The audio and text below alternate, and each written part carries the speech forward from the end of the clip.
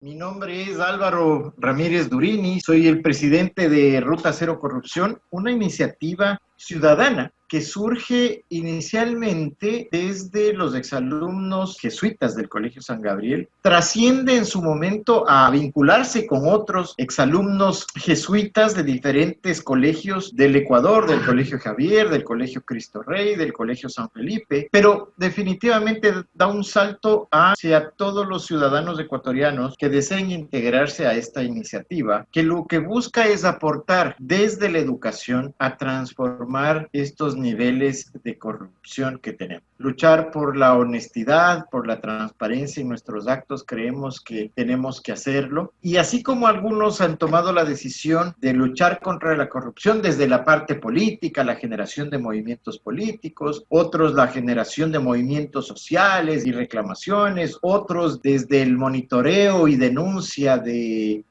actos de corrupción, nosotros creemos bajo los principios de la educación jesuita, que es un poco el parámetro que nos cubre, ¿sí? Los principios de honestidad, de transparencia. Se constituyó o está avanzando este grupo que se llama Ruta Cero Corrupción. Con eso quiero agradecer la presencia de todos los que están aquí, agradecer a cada uno de nuestros panelistas, nuestro vicepresidente, el ingeniero Gonzalo Peñarrera, va a ser el moderador, e invitarles, queridos amigos, a que se unan a esta iniciativa. Necesitamos gente como ustedes, que esté dispuesta a aportar en iniciativas para la lucha por la transparencia y por la honestidad. Así que bienvenidos a este foro denominado cómo los actos de deshonestidad afectan al ecosistema empresarial ecuatoriano. Bueno, muchas gracias. Buenos días con todos. Les voy a comentar el orden del día. Vamos a hacer 3 preguntas. La primera pregunta, luego un comentario, luego la segunda pregunta y una pregunta general. Les voy a presentar a los panelistas. El primer panelista es el ingeniero Mario Abril. Es ingeniero en telecomunicaciones, especialista en auditoría de sistemas de gestión de la calidad. Ha sido asesor y conferencista especializado en inteligencia racional orientada a proyectos de innovación, transformación digital y marca personal digital. El segundo panelista es el doctor Wilson Araque. Él es economista, ingeniero comercial, abogado, magíster en gerencia empresarial, máster ejecutivo en dirección integrada de proyectos y doctor en administración. Es también consultor e investigador especializado en emprendimiento y ha realizado varias publicaciones en diversas revistas de gran reputación. Luego tenemos al doctor Gabriel Roballo. Él es PhD por la Universidad de Newport, tiene un MBA, un máster en Administración Educativa de la Universidad de La Sabana e ingeniero en Electricidad de la ESPOL. Él fue decano de la SAI Business School de la Universidad de Espíritu Santo y director general del IDE Business School. Ha sido conferencista también en la CNN, en programas financieros y editorialista de prestigiosas revistas. Y finalmente tenemos al doctor Pablo Carrera, quien tiene estudios de negociación avanzada en Harvard y metodología de enseñanza en Maastricht University y es bachelor en comunicación y organización de la Universidad de San Francisco. Es cofundador de la plataforma Exponential Set y actualmente es profesor de Business School en la Universidad de San Francisco. Bienvenidos a todos y vamos a empezar con la primera pregunta. Para Mario Abril, por favor. Como especialista en la marca personal desde inteligencia racional, ¿cómo se relaciona a la marca personal con la corrupción y la transparencia? Gracias. Buenos días con todos. Un saludo desde Medellín, desde Colombia. Gracias por la invitación para ser parte ya del movimiento Ruta Cero Corrupción, no solo a favor de Ecuador, de mi país, sino también de los países de Latinoamérica, porque lamentablemente en mayor o en menor grado la corrupción, la falta de transparencia está arraigada en nuestra cultura. Son palabras mayores el decir que está arraigado en la cultura, porque eso quiere decir que forma parte ya de los medios de comunicación, del Estado, de la empresa, de la persona, de la familia. Entonces, el trabajo es arduo y hay que empezar a trabajar de manera coordinada, sinérgica. ¿Cómo se relaciona la marca personal con la transparencia y con la corrupción? Yo creo que vale la pena en estos 4 o 5 minutos contextualizar que vivimos en un mundo globalizado, vivimos en un mundo interconectado y hoy más que nunca después de la pandemia vivimos en un mundo digitalizado. Por lo tanto, así como hay grandes oportunidades de hacer negocios en todo el mundo, también hay mucha competencia a nivel profesional para poder lograr nuestros propósitos. Eso quiere decir decir de que es cierto, podemos unirnos entre muchos para sacar adelante un proyecto, pero también cuando hay oportunidades, hay mucha competencia entre nosotros para lograr el éxito con esta oportunidad.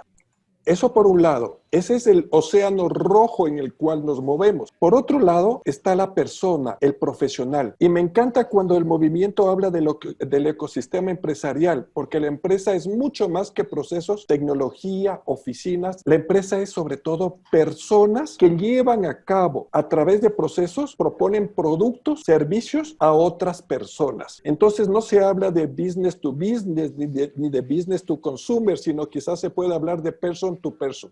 Este es el otro lado de la moneda o de la balanza. Entonces, en un contexto muy competitivo está el profesional con ese conjunto de atributos, de características que le hacen único, que le hacen distinto a los demás. Sin embargo, no todas las personas somos marca personales. Podemos ser personas con un nombre y apellido, uno más, o podemos ser una persona cuyos atributos y características, cuyo perfil realmente marque una diferencia, marque una ventaja competitiva, sea apetecible por la empresa, por los clientes y pueda lograr su propósito. Ahora, la marca personal puede caracterizarse por ser ambiciosa o codiciosa. Una marca personal codiciosa es la que quiere lograr sus objetivos, no importa cómo. Hoy soy amigo, soy pana de Gabriel y de Pablo y de Wilson porque me conviene. Pero pasado mañana, si los tres estamos compitiendo por algún tema, a mí no me importa meterles el cuchillo por la espalda. Y lamentablemente, la falta de transparencia nos lleva a tener marcas personales con un perfil negativo, codicioso. El gran reto es que nosotros, los profesionales, emprendedores, empresarios, sobre todo los líderes de influencia, seamos una marca personal positiva, constructiva, ambiciosa. Ambicioso quiere decir el que quiere mucho, pero cuida en llevar los valores sociales, los valores empresariales, los valores familiares, los valores personales. Y mi recomendación, mi propuesta es que la marca personal deba tener la transparencia, la lealtad e inclusive más allá, la lucha contra la corrupción como una de las características que le hagan único en el medio en el cual se desenvuelve. Y retomo lo que yo dije al comienzo, lamentablemente la falta de transparencia y corrupción forma parte de la cultura latinoamericana. Si queremos marcar una diferencia competitiva, es momento de ser transparentes, de ser leales y de poner en nuestras empresas la transparencia como un valor no negociable.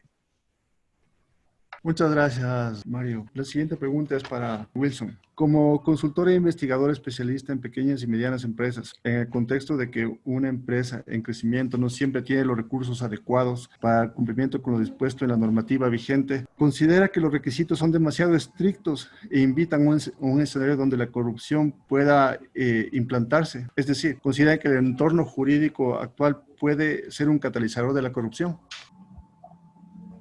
Bueno, buenos días con todos y con todas. En primer lugar, agradecer la invitación a este evento y creo que es un tema muy importante lo relacionado a este asunto que algunos lo denominan como la otra pandemia, ¿no? La corrupción. Y aquí un poquito he preparado un poco de ideas muy cortas nada más sobre la pregunta que nos habían entregado y que justamente Gonzalo lo acabó de plantear, ¿no? Y para esto creo que es importante partir de esto que en uno de sus libros, Amartya Sen, como ustedes saben, Amartya Sen fue Premio Nobel de Economía en 1998. Y él tiene un libro muy interesante que titula Ética y Economía. Y él un poco ahí hace referencia a que, en definitiva, la economía, ¿no es cierto? La economía tuvo como origen la ética, pero conforme fue pasando el tiempo, se fue separando. Y un poco si uno cita a Aristóteles cuando habla de la ética se está refiriendo a cómo hacemos el bien a los demás. Entonces ustedes quieren al comienzo la economía y ahí está justamente lo que hablaba Mario sobre esto del ecosistema empresarial, en donde justamente las empresas se mueven en el ecosistema, ¿no es cierto? En el ecosistema más macro macro, ¿no es cierto?, que viene a ser la economía del país, del mundo, y es ahí en donde de a poco, con el pasar del tiempo, cuando empezó, si ustedes quieren, a impregnarse la codicia, porque la ambición es buena. Yo siempre a mis alumnos les digo, ¿no?, la ambición es buena, el problema es la codicia, porque la codicia nos lleva, Wilson, por querer lograr algún objetivo, a hacer cualquier cosa. perdón, Acabamos Wilson, de verlo. Bueno, entontonces decíamos lo de Amartya Sen. El problema es que cuando se separó la economía de la ética, ahí viene el problema, y sobre todo incluíamos lo que tiene que ver con la codicia, ¿no?, que la ambición es buena, el problema es la codicia, porque la gente empieza a querer conseguir sus objetivos independientemente del medio que los utiliza. Y ahí viene todo el asunto de por ejemplo, hablamos ahora a partir de marzo, ¿no?, cuando al final se potenció todos esos actos de corrupción, ni los muertos se salvaron. El día lunes había una noticia que ahora están siendo estafados los jubilados en situación de invalidez. Inclusive en mi cuenta de Twitter ponía, y que tuve una gran aceptación, inclusive de una manera muy indignante respondía, ¿no? Entonces se separa. Entonces ahora el gran desafío es cómo regresamos a su origen, ¿no? El tema, por ejemplo, ahora que hablamos del cambio climático. El cambio climático tiene mucho que ver con esa irresponsabilidad de ciertos empresarios que por querer ganar dinero les importa un comino afectar al medio ambiente. Por otro lado, ¿no es cierto?, también parte de lo que se debería trabajar es todo lo relacionado con el problema de la concentración del ingreso, que eso también tiene que ver, porque muchas veces la corrupción lo relacionamos es con el robo, con el empleado público o privado que se llena los bolsillos, pero como digo, cuando regresamos al concepto original de Aristóteles que dice cómo hacer el bien a los demás, por ejemplo, ahora estamos viendo, ¿no?, hay ese último documento que publicó Boaventura Santos, filósofo portugués, que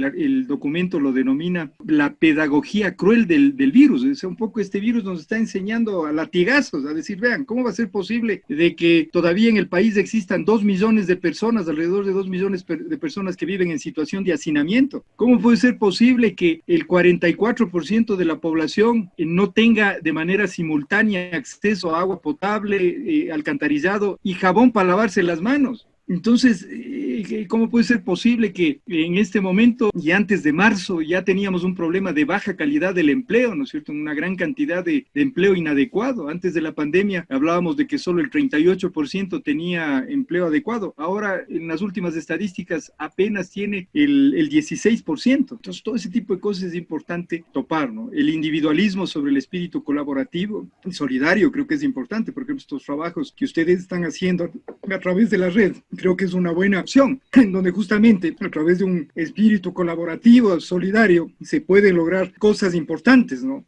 Por otro lado, el predominio de los intereses económicos sobre la búsqueda del bienestar humano y de todos los demás seres vivos, y por eso citábamos al tema del cambio climático. Por esa razón es que cuando en la pregunta se hacía en relación al tema jurídico, el tema de la corrupción, el tema de hacer el bien a los demás va más allá de las leyes.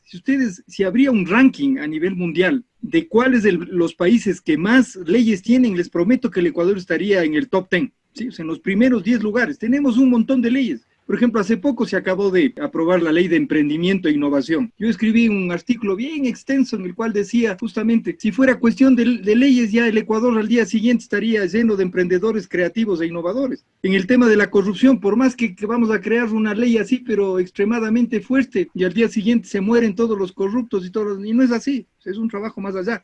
Álvaro, cuando presentaba, topó el tema de la educación. Yo creo que ahí juega un rol importante la educación, y la educación sobre todo desde la primera escuela. ¿Y cuál es la primera escuela? El hogar, en donde yo me acuerdo hasta ahora, mi mamá me decía que cuando uno va a la casa del vecino, del pariente, y ve una aguja, no hay que coger porque no le pertenece. Y eso está grabado en la mente. No se puede tomar ese tipo de cosas.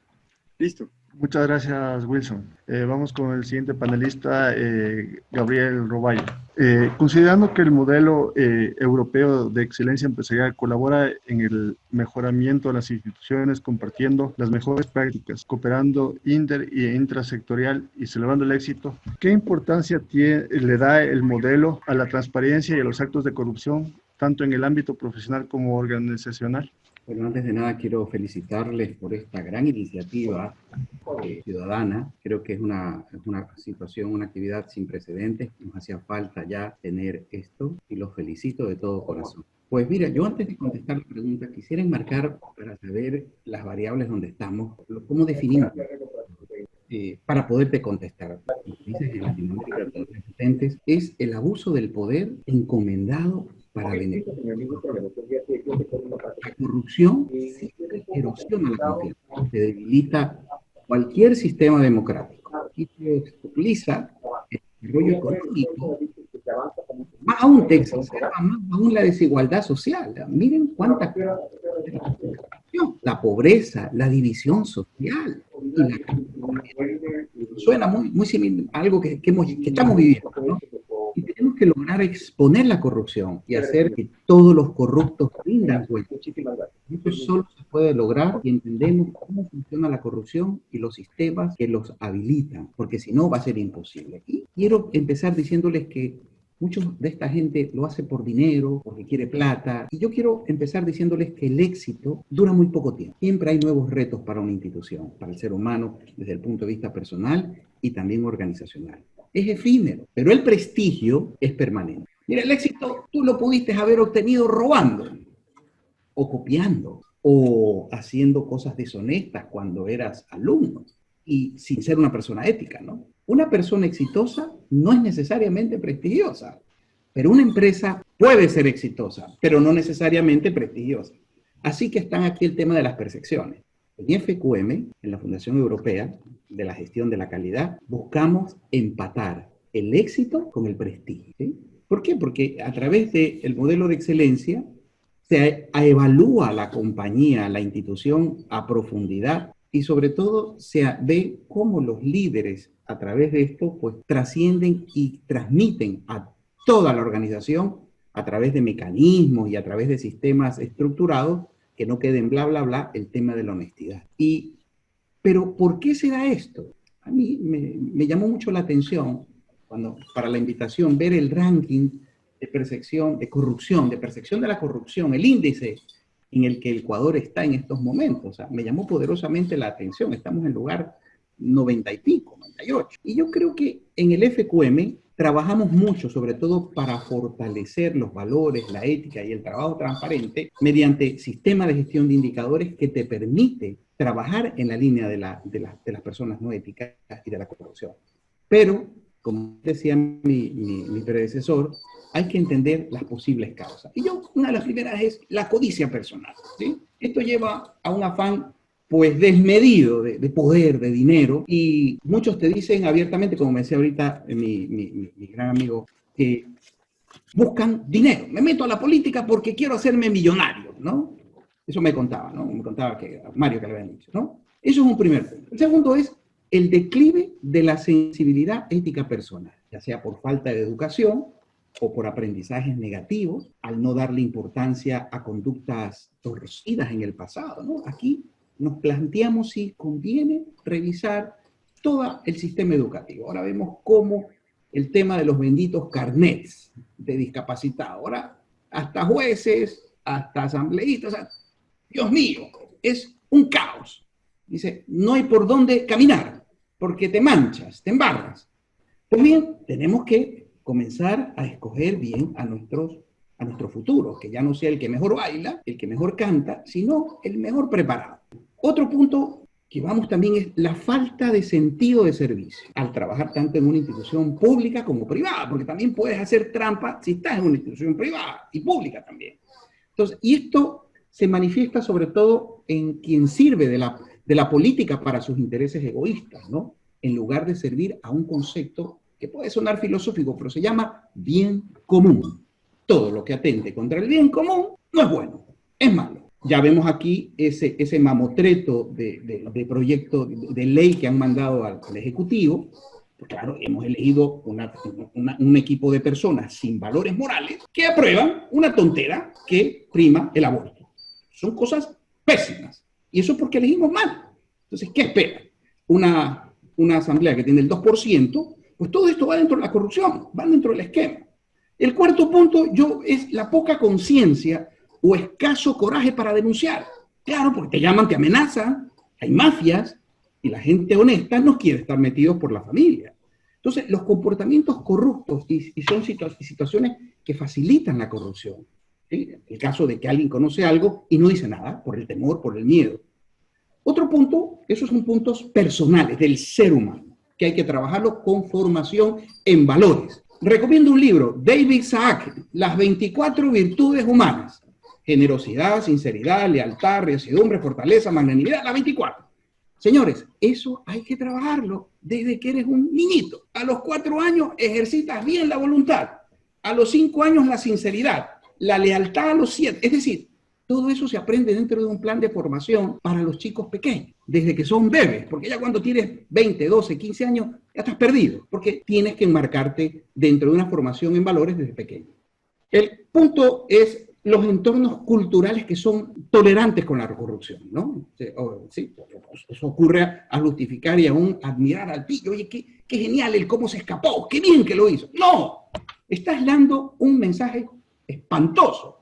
O al listo que se hace el vivo para evadir impuestos. O también esgrimir argumentos falsos. No, mire, igualmente se lo van a robar. Sí, pero todo esto es parte de la corrupción. Otro punto que es clave es la falta de transparencia, especialmente cuando es institucional es muy grave, pero también pueden ser en organizaciones que no sean tan formales. Y saber que lo que hace está a la vista de todos. Esto es importante. Otro punto que yo también considero es regulaciones y controles poco eficientes.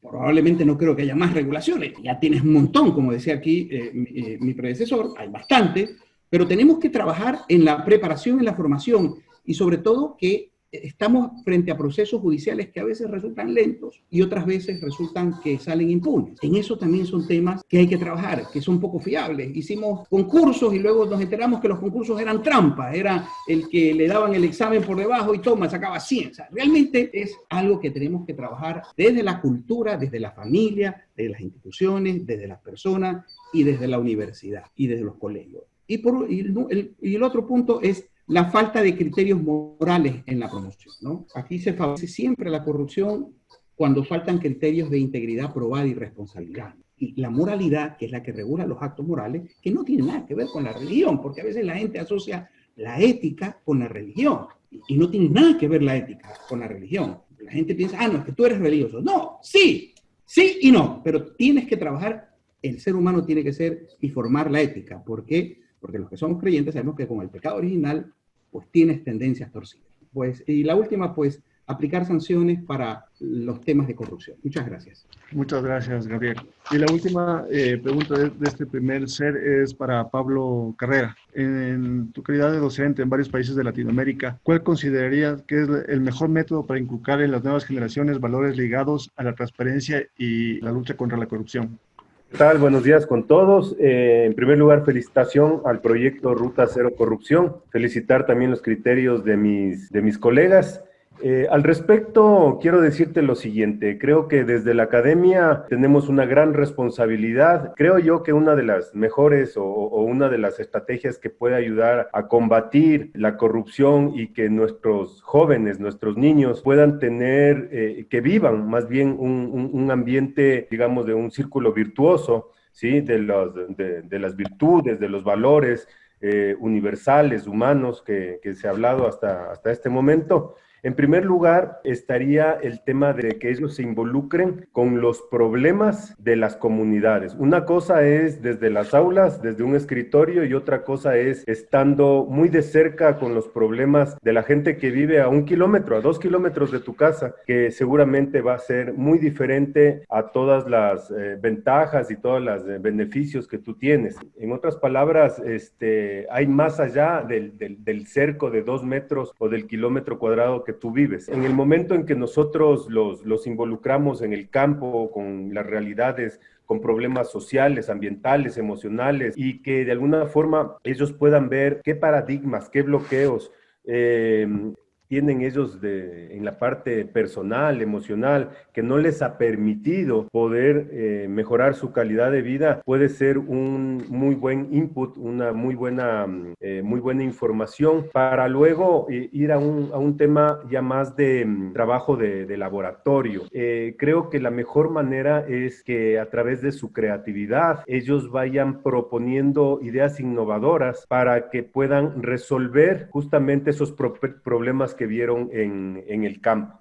En ese momento estamos involucrando tanto a la investigación como también a esquemas de análisis, de síntesis dentro de sus ambientes de aprendizajes, y sobre todo que ellos puedan ya en su vida más adulta puedan vivir lo que ellos adquirieron cuando eran pequeños. Otro tema muy importante es el tema de los valores que se les da desde la familia, desde el círculo íntimo. Y aquí yo quiero hacer énfasis en algo. Se habla mucho en el Ecuador, en América Latina, de la viveza criolla, y cosas tan sencillas que podemos caer personas que creemos que no somos, que hacemos las cosas por la derecha. Cosas como, por ejemplo, dile que no estoy. O cosas así tan sencillas, pero también tan profundas que a la larga puede meterse en la mente y en el corazón de los niños y jóvenes del Ecuador. Y ese puede ser el inicio de grandes actos de corrupción. Entonces, esto nos exige vivir plenamente con liderazgo, plenamente con valores muy claros desde el círculo familiar, como es la familia, y eso sumado a lo que hacemos en los salones, seguramente puede ser un tema de ejemplo para que en el muy corto plazo los niños vivan estos valores de forma plena, y sobre todo sea un estándar, que no sea una materia, una asignatura o un tema específico, sino que sea parte de su acervo, parte de su vida, de su día a día. Muchas gracias. Muchas gracias a todos. Bueno, voy a hacer unos pequeños comentarios de lo que hemos visto hasta ahora. Creo que es importante el tema de la marca personal, una marca personal con valores. La verdad, como dijo Mario, el tema nos podría ayudar a sacar una ventaja competitiva. En cuanto a las regulaciones, sí, o sea, nosotros tenemos muchas regulaciones y como dijeron, si fuera por eso estaríamos ya al otro lado. El tema es que la regulación de la normativa vigente sí debería ser racionalizada y que sea cumplible, porque hay muchos requisitos en los que por tratar de controlar todo, abarcar todo, yo digo por parte del Estado, yo actualmente soy funcionario público, a veces ponemos demasiadas restricciones que abocan a ciertos comportamientos que se podrían dar. Sin embargo, yo creo que sí se podría optimizar mucha de la normativa que se está ahora teniendo o implementando para mejorar esto. Incluso este tema de la simplificación de trámites creo que nos ha ayudado mucho últimamente. Otro tema importante creo que es el espíritu colaborativo, también el tema de no prevalecer el llenarnos de dinero o tener una rentabilidad extremadamente alta, sacrificando los valores éticos y morales que tenemos en la sociedad. Y finalmente lo que dijo Pablo es muy importante, o sea, yo diría como remembrar lo que encontramos en casa, los valores que nos dieron nuestros padres, que tenemos en la familia, es importante a todo nivel durante la educación, porque eso nos proyecta y nos da mayor transparencia en nuestras actuaciones. Yo creo que todos nuestros padres siempre tratan de dar, uno como padre trata de dar lo mejor para nuestros hijos, entonces y yo creo que siempre ese ejemplo nos va a guiar de por vida en nuestras actuaciones en lo laboral, es muy, muy, muy importante. Bueno, ahora tenemos la segunda ronda de preguntas. Yo sé que esto nos podríamos explayar, pero tenemos 5 minutos por pregunta, por favor. Entonces, vamos a empezar por el doctor Wilson. Wilson, por favor, dentro de las actividades de docencia, ¿cuál consideraría que es el mejor método para inculcar a los estudiantes universitarios valores éticos y morales que sirvan para desterrar los actos de corrupción y tener una sociedad más justa? Creo que un poco igual de la pregunta que se nos envió para un poco preparar algunos argumentos. Algo ya lo dijimos, ¿no? Algo ya lo dijimos. Creo que lo relacionado al origen de las grandes crisis socioeconómicas y de valores, ¿no? Algo ya lo dijo Pablo, lo dijo Gabriel, también Mario, y tiene su origen esa ambición desmedida, o sea, ya lo dijimos, ¿no? Ese tema de la codicia, la gente entra en lo que yo le llamo la ley, ¿no es cierto?, de la insatisfacción eterna. Entonces, bajo esa lógica de la ley de la insatisfacción eterna, en definitiva, no se conforman con nada. Inclusive recuerdo había una metáfora que hablaba del pobre hombre rico, y era interesante esa metáfora porque decía que al final los que caen dentro de esa frase, pobre hombre rico, es los que no se satisfacen con nada, porque resulta que tienen el carro último modelo y resulta que se comparan con el vecino, con el pariente, y como el vecino del pariente tiene un carro más poderoso, entonces se sienten pobres. Y ahí vienen las presiones, ¿no? El tema de hacer amarres en contratos, sean privados o públicos, ¿no? Joseph Stiglitz, igual el premio Nobel de Economía, y en eso comparto totalmente lo que él señala, porque a veces somos campeones de echarle la culpa todo a lo público, todo al Estado. O sea, el Estado decimos es ineficiente, decimos el Estado es corrupto, pero al final en lo privado, porque al final la economía, por eso se llama esto ecosistema, o sea, al final nos unimos. Por ejemplo, en los contratos, ¿quiénes se unieron? Los que estaban en ese momento en el gobierno, ¿y quién? Los empresarios privados. Por eso es muy importante trabajar de lado y lado, y Stiglitz lo habla y es muy claro, o sea, las ineficiencias, la corrupción están en los dos lados. Pues por eso es muy importante trabajar, como digo, y creo que Gabriel lo tocó. Aquí vale la pena recordar una frase del Papa Francisco, ¿no? Una frase de las más relevantes, considero, y que muchas veces las comparto a mis estudiantes, que dice, a propósito de la actual crisis financiera, ¿no? Esto lo dijo en un momento cuando el mundo estaba sintiendo coletazos fuertes de la crisis financiera de ese momento, y él dijo, ¿no? A propósito de la actual crisis financiera, se ven los resultados de un capitalismo salvaje. O sea, ahí lo que hay que resaltar es lo que él le adjetiva a lo salvaje. O sea, no estamos, porque eso sería debate de otro espacio, del tema del capitalismo y demás, pero él lo que dice el tema de lo salvaje, que ha instaurado la lógica del beneficio a cualquier coste. Si tengo que robarme, si tengo que estafar a través de las fundas de los muertos, no importa los muertos. Si tengo que falsificar carnés de discapacidad, no importa. Si tengo que ahora, y les invito a que el día lunes ahí salió una noticia y deben estar enterados, ¿no? Cerca de $20 millones está afectado el IES porque han encontrado que han mentido ciertos empleados de ahí que ya se han jubilado diciendo que están en situación de invalidez.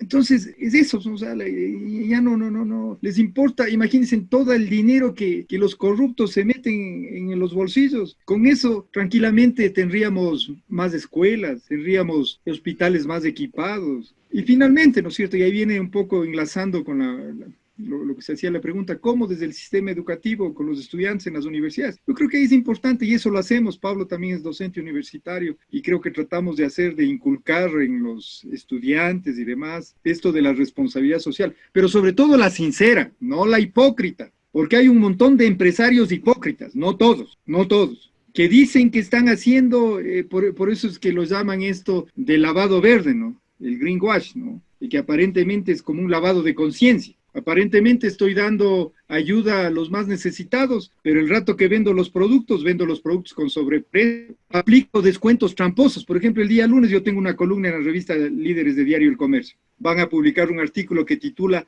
El asta de los descuentos tramposos. Y la palabra asta está puesto entre comillas y con letras gigantes. Sí se han dado cuenta que uno va a los centros comerciales y demás y ponen 70% de descuento con unas letras gigantes y la palabra hasta con unas letras que ni con los lentes de la presbicia se puede leer. Eso es trampa, señores. Y uno llega y ¿qué es lo que sucede? ¿Dónde están los productos del 70%? Dice, ve ahí en la esquina y son 2 o 3 y el resto están con el descuento del 5, el 10%. Eso no está bien. O sea, no digo que no apliquen. Los expertos en marketing, inclusive en las universidades enseñamos marketing. Y uno de los instrumentos para dinamizar las ventas es el descuento, pero que los descuentos sean honestos, sean transparentes, no hipócritas. Entonces es eso la responsabilidad social, que haya coherencia, ¿no es cierto?, entre lo que en el discurso dicen, yo soy responsable, salen en los rankings y todo lo demás, y resulta que internamente no pagan los impuestos, explotan a los trabajadores, nos dan las condiciones adecuadas de seguridad laboral, no se preocupan por cuidar el medio ambiente. Y al final, esto de la responsabilidad social sincera, que ahora está muy alineado con todo lo que son los objetivos del desarrollo sostenible, los ODS, tiene que ver en lograr ese equilibrio entre lo económico, lo social y medioambiental. Es decir, yo desarrollo un negocio, ¿no es cierto? Ya sean los emprendedores que están creando nuevos negocios, los que ya tienen un negocio, ya los empresarios ya consolidados. Estoy de acuerdo que tienen que ganar dinero. Yo igual también a mis alumnos les digo, vean, ganar dinero no es malo, porque también hay algunos que dicen que el dinero es malo. Yo en eso no estoy de acuerdo. El dinero no es malo. El dinero, mientras tenga un buen origen y tenga un buen uso, perfecto. Es decir, mientras uno trabaje, se esfuerce y lo gane transparente, no importa. Entonces, lo económico es eso, o sea, desde el punto de vista empresarial, sí, o sea, una rentabilidad moderada, acorde al esfuerzo y demás, que se preocupe por el tema social, por ejemplo, de tratar de disminuir las brechas sociales.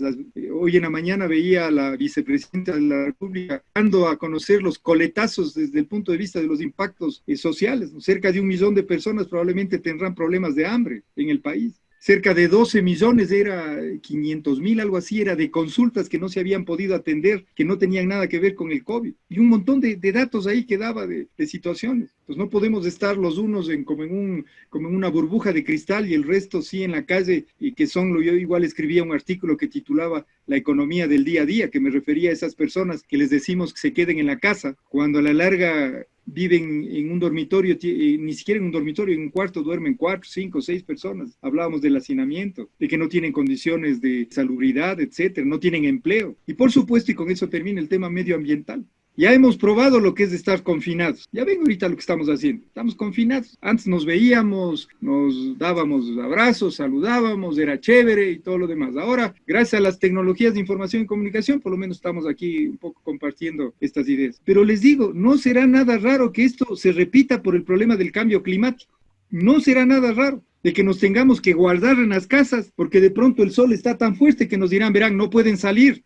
El aire está tan contaminado que nos dirán, verán, no saldrán porque se van a asfixiar, y muchas otras cosas más. Entonces yo creo que esto es un llamado de atención y eso es lo que hay que, como digo, porque a eso se refería la pregunta, hay que transmitir a los estudiantes. Yo sé que, y creo que eso lo dijo Gabriel, yo a veces a mis estudiantes les digo, y ellos se ríen porque detrás de eso, ellos ya saben lo que quiero decir. Cuando ya les tomamos a los estudiantes en la universidad, o por ejemplo en el caso mío en la Universidad Andina, donde actualmente soy el vicerrector de la universidad, y ahí solamente hacemos posgrado, ya cuando están en el posgrado, ya el árbol ya está crecido, por no decir, ustedes ya saben la otra palabra, ya está crecido. Ya sobre eso muy poco se puede hacer. O sea, por eso es que regresamos y con eso ahora sí termino. Hay que trabajar desde la primera escuela y ahí hay una frase que dicen, mi abuelo decía, hay que educar con el ejemplo. Si los papás, la mamá y todos los parientes, y luego cuando ya van a la escuela formal, que es ya, y desde chiquitos se les enseña, y sobre todo con la educación para el ejemplo, las cosas van a cambiar. Y creo que con las nuevas generaciones, ahí está la posibilidad del cambio, porque el resto ya ahorita, como digo, ya está el árbol crecido. Gracias, Gonzalo. Muchas gracias, Wilson. La siguiente pregunta para Gabriel Roballo, por favor. La Fundación CODEFE, presidida por usted, define la excelencia como hacer las cosas lo mejor posible, añadiendo que todos los días debemos buscar ser la mejor versión de nosotros, no solo en nuestro trabajo y vida personal, sino también en nuestras empresas, organizaciones e instituciones. En este contexto, ¿qué características y atributos debería tener una cultura de excelencia dentro de una organización para empezar el camino hacia el éxito sostenido con transparencia y sin actos de corrupción? Muchas gracias por la pregunta. Quisiera recordar, primero pedir disculpas por haberme ido unos minutos más, pero quisiera traerles a colación una frase del prestigioso futurólogo Peter Drucker, ¿no? Que decía que la cultura se come a toda innovación o estrategia, y yo le agregaría leyes, políticas, lo que quieras meterles en el desayuno. Es decir, ya podremos crear leyes, podremos crear todos los sistemas y todas las cuestiones, pues echa la ley, echa la trampa. Pues bueno, la cultura se come a todo. Si no tengo arraigada la cultura, si yo no refuerzo los valores culturales de la organización, si no creo las condiciones para hacer realidad un cambio, y hay que crear las condiciones con una serie de objetivos y de acciones, si yo no estimulo eso, va a ser bien complicado hacer cualquier transformación. Y yo quería complementar con el libro de El propósito, El poder de un propósito, que les recomiendo, del señor John O'Brien. Y parafraseando esto, él dice que un buen propósito alimenta la cultura de una institución. Pues aquí hay varios ángulos en donde hay que empezar a trabajar, porque hay tanto lío que uno dice, bueno, ¿por dónde empiezo, no? ¿Por dónde voy? Pues bien, que debe haber controles claros, y en el FQM los tienes, sistemas de rendición de cuentas en todos los niveles, y que se busque fomentar siempre actos de transparencia. Eso de parte de todos los niveles y de parte de los líderes. Sobre todo lo que hablaba el señor Víctor García Oz, la obra bien hecha, el OVH. Y que se premie el actuar con rectitud y medidas positivas, y sobre todo tomar acciones con las personas que sean poco éticas. Entonces, por lo tanto, el verdadero resultado, el verdadero éxito está siempre ligado a la ética, a la transparencia, a los valores humanos. Y esto dentro del modelo europeo se lo puntúa, porque el modelo de excelencia no es algo cualitativo, es cuantitativo. A través de una herramienta que se llama radar, te permite decir, bueno, ¿qué acciones vas a tomar? Esos son tus enfoques, ¿sí? Todas las acciones, el bla, bla, bla. Voy a hacer esto, esto y esto. Perfecto. cómo lo vas a desplegar, cómo vas a llegar a conseguir ese enfoque u objetivo. Y luego la medición con el indicador. Y todo eso te da un ciclo que te permite saber si lo que has diseñado realmente se cumple. Por lo tanto, yo quisiera hacer un parafraseo también a la profesora Nuria Chinchilla, colega del IESE. Él dice que cuando habla ella de que toda confianza y toda ética está fundamentada en la confianza en la naturaleza humana. Esto es un principio filosófico que confía mucho en que el mundo quiere tener éxito y que todos son buenos por naturaleza, pero tenemos que lograr luchar con eso para que hacer las cosas como se deben hacer. Por lo tanto, para ya cerrar, debemos lograr, dentro de todo esto, humanizar más la empresa, generar más confianza, enseñarles a los alumnos, a nuestros alumnos, no todos están llamados a emprender, porque emprender es riesgo. Ser empresario no es fácil, porque te imaginas, tienes algo de dinero, estás casado y tu mujer te dice, tú le dices a tu mujer, voy a poner esto en un negocio. Claro, toda la familia dice, Dios mío, ¿y si te va mal? Pues bueno, hay un riesgo y hay un riesgo que produce tensión. Por lo tanto, emprender para las empresas, para la gente, no es fácil. Y todo esto causa temor. Hay que enseñarles a los alumnos, a nuestra gente, a saber y a entender también cómo piensa el empresario y a formarlo, porque el empresario tiene que formarse, como todo. Otro punto dentro de esto, indispensable para el tema de la ética dentro del FQM, fomentar la lealtad. ¿Qué acciones hacen ustedes dentro de la compañía, para fomentar lealtad? ¿Cuáles son esas actividades? ¿Cómo miden eso que hacen? Y sobre todo, ¿cómo generan esa confianza? Porque sin confianza es imposible de que las relaciones se den, sin que haya una relación entre los proveedores. Ahora que hay tantos problemas, que se habla de transformación de la compañía, pues esto puede ayudar sobre todo a trabajar. Y este modelo que trabaja mucho con esto implica a los grupos de interés, sobre todo en cómo los clientes deben construir relaciones sostenibles, cómo atraer las personas, cómo implicarlas, cómo desarrollar y retener el talento humano. Todo eso es clave dentro de una cultura de éxito y dentro de una cultura ética. La gente ahora trabaja mucho no por el qué, sino por el por qué hace la empresa lo que hace. La gente, las empresas, si ustedes cogen a un millennial, está trabajando en una gran compañía y al año dice, pues me voy. Y uno dice, bueno, ¿y por qué te vas? ¿Te pagamos mal? No, pues quiero irme a una compañía que realmente trascienda. Dios mío, ¿y tú de dónde? Pues esa es la nueva generación, y si ustedes hablan con los headhunters, pues se encuentran con eso, de que los jóvenes son muy inestables. Antes uno quería una empresa, una compañía donde esté toda la vida y le paguen bien. Pues no, estos quieren viajar, quieren pasear. Pues es otro, y uno tiene que entender lo que quiere. Dentro del modelo, pues se adapta como un guante de goma, ¿no? Y permite también evaluar cómo trabajamos con los grupos de interés, los reguladores. Ahora, ya para cerrar con el tema de las emisiones, pues cómo la empresa, cómo las casas de valores hacen un trabajo bien hecho, cómo logramos que se puedan establecer procesos para que, por ética al público, ¿no? Porque una institución o una casa que da el rating de una compañía, pues si no se maneja éticamente, pues puede darle un rating de AA o de AAA a una empresa que no lo merece. Por lo tanto, causar prejuicio, como ya han visto que ha salido a la luz pública. Pues todo esto son faltas de ética, faltas de valores y sobre todo establecer dentro de esto un parámetro y, como bien decía, este nuevo modelo habla del ecosistema. No podemos trabajar solos. Somos parte de un ecosistema. ¿Y cuáles son y quiénes integran nuestro ecosistema?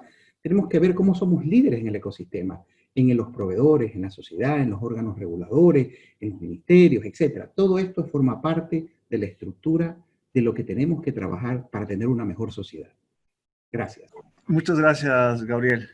Bueno, continuamos con la pregunta para Pablo.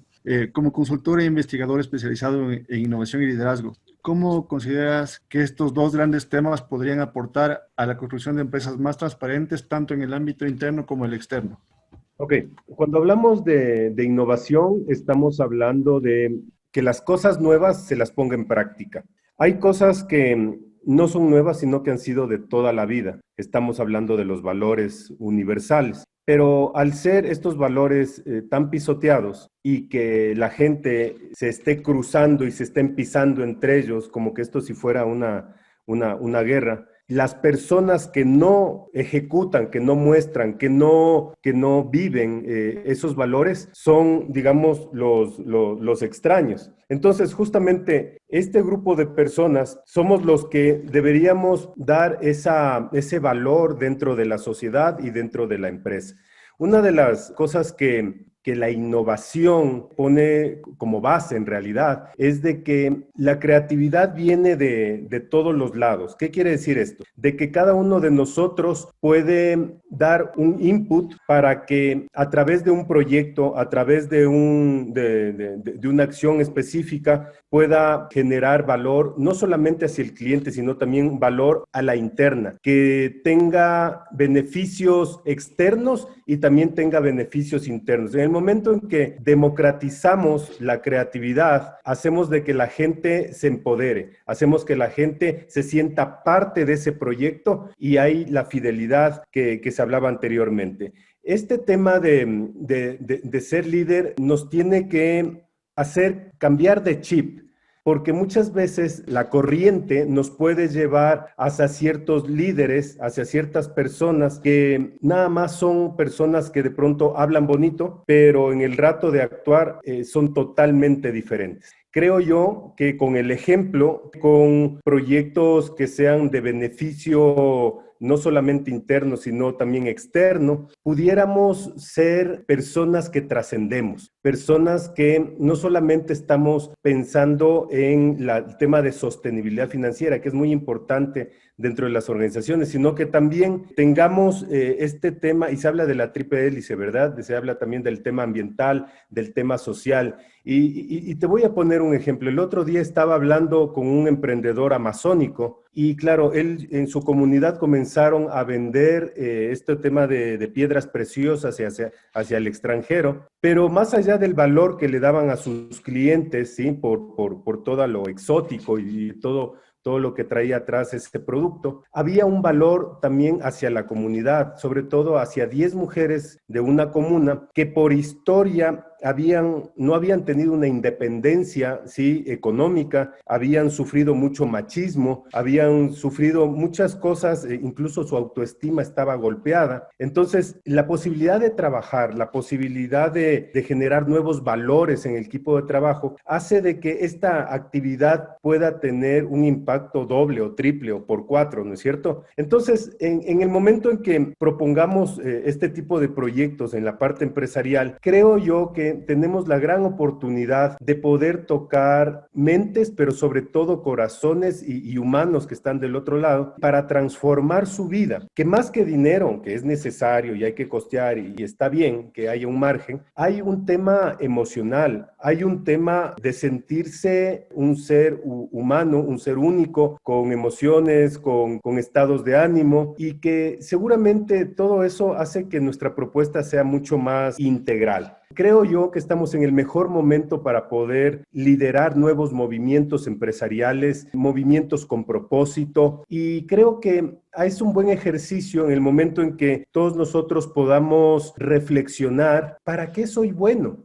¿Qué es lo que necesita el mundo? ¿Hacia dónde voy a apuntar mis habilidades y mis destrezas? ¿Qué es lo que haría a cambio de nada? Lo que pasa es que cuando uno llega a entender bien el propósito y para qué estoy aquí en la vida, se nota desde su mirada, desde sus palabras, desde todo, se nota que lo está haciendo con gusto. Y cuando uno lo hace con gusto, lo hace de buena manera. Y cuando uno lo hace de buena manera, la gente incluso está dispuesta a pagarle más, porque no da una transacción, no da un producto, un servicio a secas, sino que da valores que están barnizados alrededor de ese producto o servicio. Creo yo que necesitamos redescubrirnos, el liderazgo se lo hace primero con autoliderazgo. En el momento en que nosotros podemos entender bien la razón de existir, la razón de por qué estamos en esta vida, la pandemia nos ha traído momentos de quiebre y momentos de espacios para reflexionar. Y yo espero que después de esta pandemia todos salgamos renovados y potenciados para poder tener una sociedad donde haya más empresarios, más emprendedores, pero también más empleados y asalariados que hagan con motivación su trabajo, que atiendan a la gente porque ya no porque le dijeron que hay que atender bien, sino porque está dentro de su ADN, porque le corre sangre por las venas, porque vive día a día lo que está haciendo. En ese momento estamos cambiando la sociedad, en ese momento estamos cambiando percepciones, motivaciones, y eso se vuelve un círculo virtuoso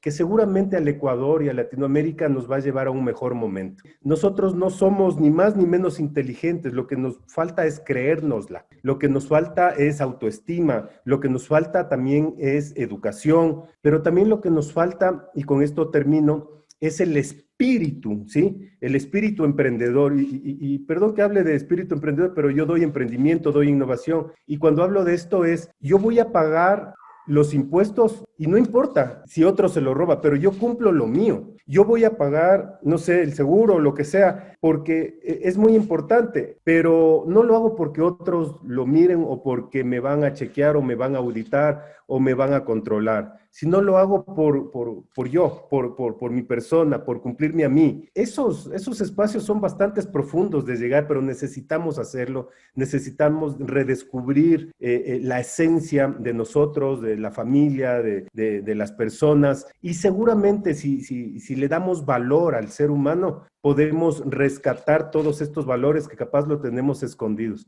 Les invito a todas las personas que están ahora mismo escuchándonos que hagan el intento con su familia, que hagan el intento con sus seres más cercanos, con su departamento o área en corto, y seguramente el futuro próximo puede ser un poco más alentador, humano, y sobre todo que nos brinde una mejor calidad de vida, que nos permita soñar, tener esperanza hacia el futuro, y que podamos doblar esta tendencia hacia lo corrupto, hacia que la gente se pisotea, y más bien enfocar hacia lo humano, hacia el amor y hacia la esperanza, hacia un mejor porvenir. Muchas gracias.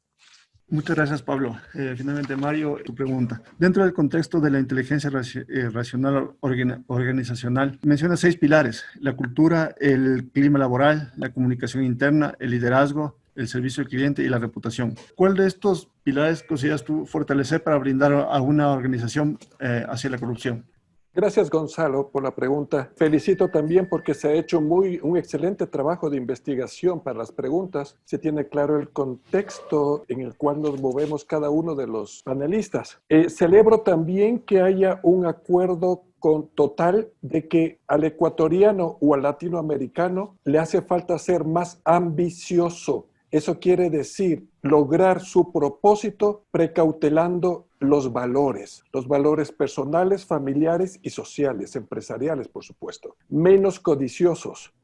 Respecto a la inteligencia relacional organizacional, yo quiero rápidamente definir cómo se va armando este término de 3 palabras. La inteligencia es mira el concepto de inteligencia, es la red de conjunto de capacidades y habilidades que te ayudan a lograr un propósito, un objetivo. No es el conjunto de habilidades, es la red de conjunto de habilidades y capacidades. Por eso es que es complicadísimo hablar de inteligencia, y cada vez más hay nuevos descubrimientos que inclusive contradicen a los descubrimientos anteriores. Entonces, ya sabemos lo que es inteligencia, ahora es relacional. Entonces, inteligencia relacional es la red de conjunto de capacidades y habilidades cuyo propósito es construir relaciones confiables, duraderas y rentables, organizacional en el contexto de la empresa. ¿Qué es lo que busca de la empresa? Vender. Dejémonos de vainas. Ahorita, siempre, pero ahorita más, el empresario busca vender, ¿ya? Y eso está muy bien. Eso ojalá quiera vender de manera ambiciosa y no codiciosa, porque ahí puede que no utilice publicidad engañosa, que no esté maltratando a sus mal llamados empleados, que no esté mintiendo a los clientes e inclusive maltratando a los proveedores. Eso es ser empresario codicioso. Para ser un empresario ambicioso que quiera vender más y más fácil, debe fortalecer los pilares organizacionales, y son los que tú has mencionado, Gonzalo. Acabo yo de decir en anterior intervención de que la empresa, más que tecnología, más que oficinas, es personas. Y si hablamos de personas dentro del core business, tenemos que hablar de cultura organizacional, misión, visión, valores, propósito. Pero hay académicos, inclusive hay conferencistas que hablan de manera burlona sobre misión, visión y valores. Y bueno, uno puede burlarse porque lamentablemente hay empresas medianas y grandes que las tienen empapelando las paredes misión, visión y valores. Y de nada sirve. la cultura, que es lo más principal en la empresa, si no está excelentemente bien comunicada. Entonces se une cultura con comunicación interna. Dentro de la cultura, yo ya dije y recuerdo, la transparencia debe ser un valor no negociable y muy bien conceptualizada. Dejémonos de vainas, que innovación, que no sé qué, cojas, o sea, con términos nuevoleros. Está muy bien que queramos ser innovadores, pero no nos despreocupemos de lo básico, que es la transparencia, la lealtad, ¿ok? Una vez definido y conceptualizado, lo comunicamos. Cuando toda la empresa sabe cuáles son los valores no negociables, ¿qué vamos a obtener? Un clima laboral positivo. Gente motivada para dar el 110% todos los días, no por un sueldo, sino porque mis objetivos personales corresponden a los objetivos de mi departamento y de mi empresa. Entonces no hay una brecha enorme entre lo que yo busco con lo que la empresa busca. ¿Cómo se logra eso? Con cultura, con comunicación y con un clima. ¿De quién depende de que todo esto funcione? A mí no me gusta decir de todos, porque cuando hablamos de todos, hablamos de nadie, ¿sí? A mí me gusta decir que sobre todo esto funciona correctamente de los grandes tomadores de decisiones en la empresa. Llámese supervisores, coordinadores, pero sobre todo jefes y gerentes. Mientras más alto estés en la pirámide jerárquica de la empresa, mayor compromiso tienes de que la transparencia sea un valor no negociable. Quizás ni siquiera para poner tu memo al file, sino para salir con respeto por la puerta de atrás. Date cuenta. ¿Y cómo se enseña transparencia? Con el ejemplo. Entonces tenemos cultura, comunicación, clima, tenemos liderazgo de mandos medios. Ahora hablamos del famoso servicio al cliente, porque no es solo la empresa casa adentro. Me encantó lo que dijo Wilson hace un momento, responsabilidad social empieza primero casa adentro. No, ¿para qué me sirve a mí como empresa ir a sembrar arbolitos o a dar funda de alimentos a los viejitos si yo maltrato a mis colaboradores y maltrato a mis proveedores? Entonces la responsabilidad social es poderosa, pero es exigente. Lo mismo pasa a servicio al cliente. Entonces el servicio al cliente es el modelo de negocio que está orientado a la plena satisfacción del cliente externo, basado en la plena satisfacción del cliente interno. Y como último elemento de la inteligencia relacional organizacional está la reputación, que es un término lamentablemente, cultura y reputación son términos que lamentablemente no han sido, ¿qué te digo? Son términos, materias pendientes en el ecosistema organizacional. Yo sé que la revista Ecos hace cada año unas evaluaciones de la reputación y todo esto, pero me encantaría que el pequeño, el mediano y el gran empresario sepa que la reputación difiere de mi autopercepción, porque la reputación es lo que se dice de mi empresa cuando los clientes están en sus círculos externos, familiares, ejecutivos, etc. Reputación es lo que se dice de mí cuando yo no estoy presente. La reputación debe estar fruto de una reputación positiva llamado prestigio. La empresa va a ganar confiabilidad, credibilidad, pero no solo porque los productos tienen buen precio, nada tiene que ver. No solo porque los productos sean de buena calidad, sino porque su gente brinda un excelente servicio al cliente, su gente está motivada a dar ese 110% y porque hay transparencia, inclusive, Gonzalo, para aceptar los errores, pedir disculpas al mercado, a los clientes e inclusive pedir disculpas a la competencia porque he dañado mi industria, ¿ya? Y tomar las medidas activas, las medidas correctivas y preventivas.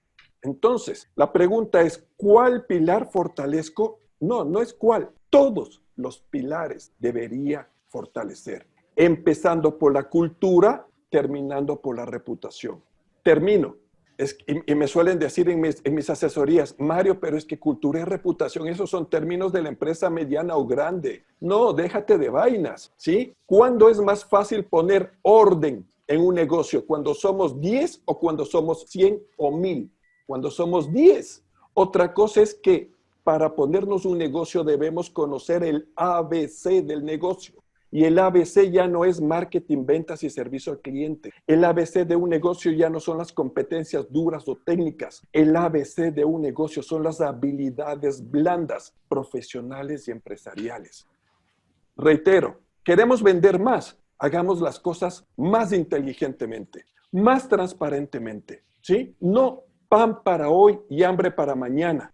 Pan para hoy, ceviche para mañana y pavo para pasado mañana. ¿Por quién? Por mí, por mi familia, por mi empresa, por mi ciudad y por mi país. Yo celebro que acá en Medellín, la gente de Medellín es orgullosa por ser paisa, luego por ser orgullosa por ser colombiana, ¿sí? Y en 20, 25 años ha dado un giro de 180 grados de ser la ciudad más, ¿qué te digo?, más negativa en todo sentido de Latinoamérica o del mundo a ser la sede para Latinoamérica de la cuarta revolución industrial, en ser la pionera de lo que es industria creativa, economía naranja. Medellín tiene mucho por hacer, por cerrar esa brecha que inclusive se ha hecho más grande, fruto de la pandemia, pero es un ejemplo de cosas positivas. Entonces, en vez de decirme en otras palabras, en otros ambientes me han dicho, Mario, pero Medellín esto, pero Medellín este otro, en vez de ver las cosas negativas de otras ciudades, de otras realidades, de otras empresas, aprendamos de las cosas positivas.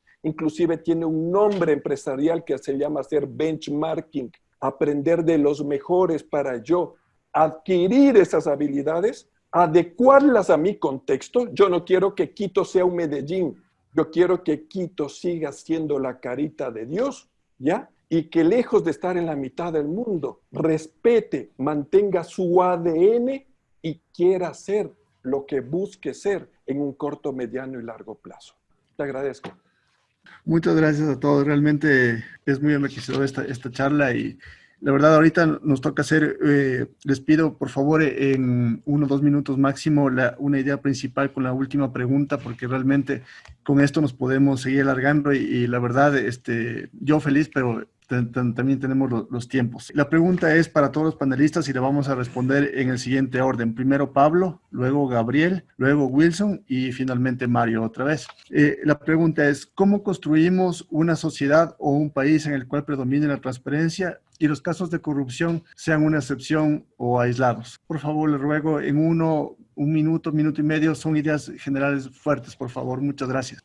Gracias, Gonzalo. En primer lugar, lo que yo sugiero es que nos hagamos cargo de lo que nos toca, que dejemos de victimizarnos, de nada más estar apuntando con el dedo los actos de corrupción que se ve, no sé, en el Estado, en la sociedad en general, y más bien que nosotros seamos los catalizadores de un mejor estilo de vida, un estilo de vida muy alineado con los valores, muy alineado con las virtudes humanas y comenzar desde nuestro microentorno y luego para que esos pequeños, yo creo que si todos hacemos nuestra parte, esos pequeños esfuerzos se van a ir notando ya en el conglomerado. Y creer que nuestra sociedad sí puede evolucionar, sí podemos ser mejores, pero es cuestión de trabajar con buenos hábitos y con disciplina.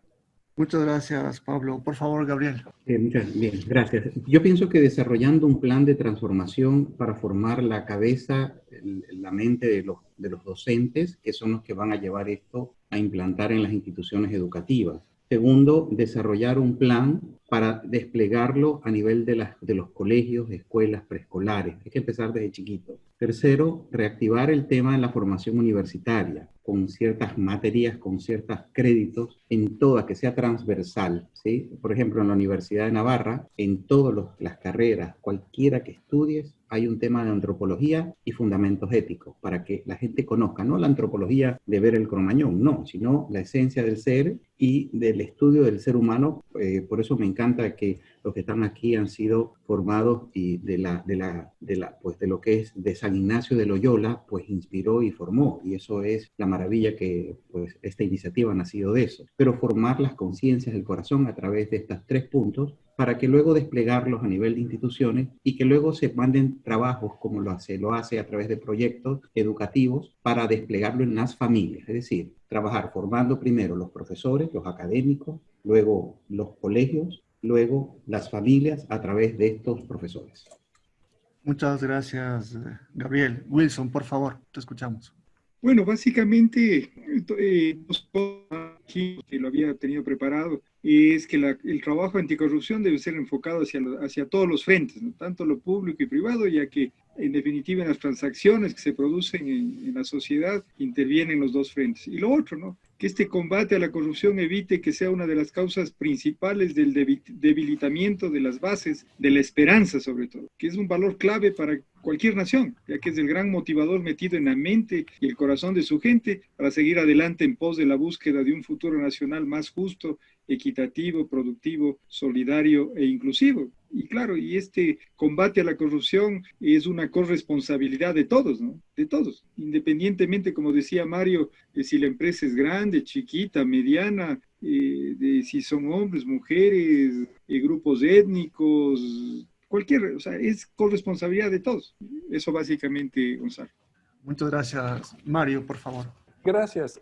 Una ciudad y un país con transparencia y con corrupción mínima o nula es una utopía en Ecuador.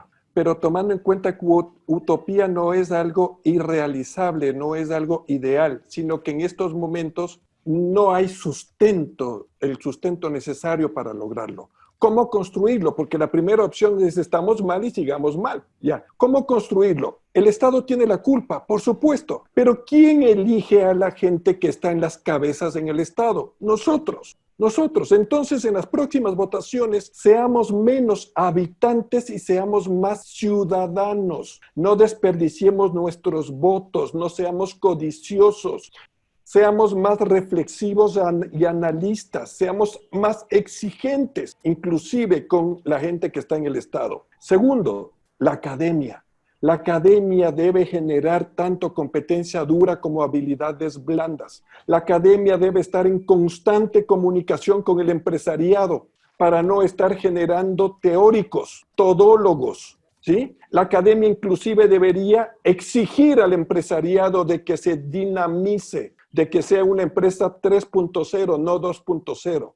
Tercero, por supuesto, la empresa. Y ya hemos hablado de inteligencia relacional empresarial, hemos hablado de marca personal profesional, empresas ambiciosas, transparentes, con culturas fuertes, la familia.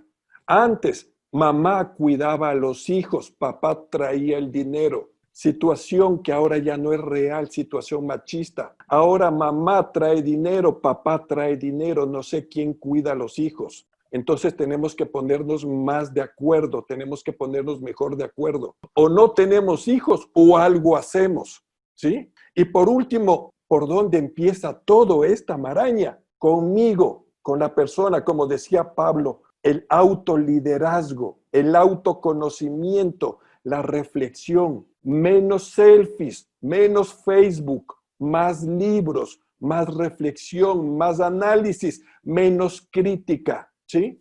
Y, por supuesto, mirar con lupa cualquier iniciativa como Movimiento Ruta Cero Corrupción para estar pendiente de cómo lo hacen, qué buscan y meterme de lleno para ser un miembro activo. Muchas gracias, Mario. Finalmente les dejo con nuestro presidente, por favor. Gracias. Álvaro, te escuchamos. Yo realmente me voy extraordinariamente agradecido, contento por contar con la participación de Mario, de Pablo, de Wilson, de Gabriel, el apoyo de Gonzalo. Creo que ha sido un evento muy sentido desde el enfoque del empresario, porque podemos ver este tema desde muchos lados, pero ese enfoque de ese empresario que, como decía Pablo, que cuando salgamos de esta pandemia no regresemos a lo mismo, ¿no? El escenario de la nueva pandemia no puede ser el mismo, definitivamente. Tiene que hacernos mejores seres humanos y tiene que hacernos mejores empresarios, sobre todo honestos, porque si la pandemia me golpeó a mí como empresario pequeñito, más grande, pero también le golpeó al que me compra, al que me adquiere o al que me busca en servicios. Entonces tengo que ser sumamente honesto como empresario. Por eso yo no quiero dejar de mencionar, también como decía Gabriel, esta iniciativa de Ruta Cero Corrupción surge embadurnada o cubierta por los principios jesuitas, pero que trasciende a muchos ciudadanos. Es decir, si bien es cierto, tenemos esos principios jesuitas, pero están invitados todos quienes tengan esos principios humanistas a integrarse. Y quiero mencionar que en esos principios jesuitas que nos acogen en esta iniciativa y que son humanistas y que por eso abrazamos a todo el que desee involucrarse, dice que tenemos que vivir bajo principios de amor en un mundo egoísta e indiferente. Y eso nos tiene que cambiar entonces para este nuevo escenario a futuro de la pandemia, evitar el egoísmo y la indiferencia, como bien decía Mario. Tenemos que enfrentarnos a un mundo que busque la justicia frente a tanta forma de injusticia e inclusión. Tenemos que buscar un mundo de paz en oposición a la violencia. Tenemos que buscar un mundo de honestidad frente a la corrupción. Tenemos que buscar un mundo de solidaridad en contradicción al individualismo y a la competencia, que también lo mencionaron ustedes. Pero sobre todo, tenemos que buscar un mundo de sobriedad en antagonismo ante una sociedad basada en el consumismo. Con esto quiero cerrar, agradecerles de corazón a cada uno de ustedes y a todos esos participantes que nos han acompañado. Esperamos poder muy pronto desarrollar un segundo evento, porque creemos que podemos aportar por un mundo más honesto y más transparente desde la educación. Gracias a todos. Buenas tardes.